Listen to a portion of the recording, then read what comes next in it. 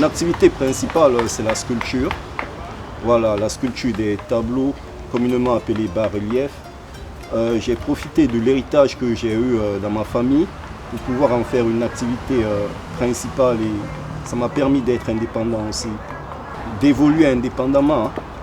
Voilà, mais l'amour du métier vous permet à insister, de croire que tout peut changer et que l'avenir sera meilleur au fait. Pour moi, être indépendant, ça veut dire être libre et gagner sa vie dignement. Voilà, et s'offrir beaucoup de choses que tu ne peux pas lorsque tu es employé. Voilà, je rencontre beaucoup de difficultés dans mon métier, côté financier, parce que j'ai commencé à pratiquer ce métier avec 1 million de francs guinéens. Je suis venu ici au jardin du 2 octobre, où j'ai acheté des matériels, du bois, la matière première, la matière principale plutôt, dans la sculpture. Donc j'ai commencé à travailler, c'est dans ça que j'ai évolué, avec beaucoup de difficultés, hein, parce que parfois je me retrouve avec rien, mais de la marchandise, j'ai de la marchandise. Donc parfois je ne vois pas des clients, donc ce qui m'empêche de produire plus. Voilà. Mais bon, avec le courage, avec l'espoir, je continue et aujourd'hui, je sens que mes difficultés ont beaucoup diminué. Mes difficultés ont diminué parce que j'ai insisté, j'ai cru au métier que je faisais et ça commence à aller. Voilà, ce qui me permet de me démarquer des autres sculpteurs, c'est ma créativité. Je me disais, qu'est-ce que je peux faire et qui va me plaire? Parce que je me dis que le secret dans la réussite d'un métier, c'est de faire ce qui vous plaît d'abord.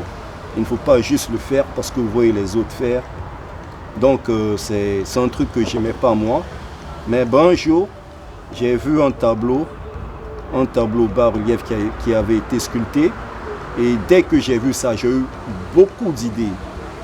Beaucoup d'idées. Je me suis dit que je peux faire des meubles, je peux faire des tables, je peux faire des chaises. Et c'est des trucs qui sont rares, nous, dans notre milieu.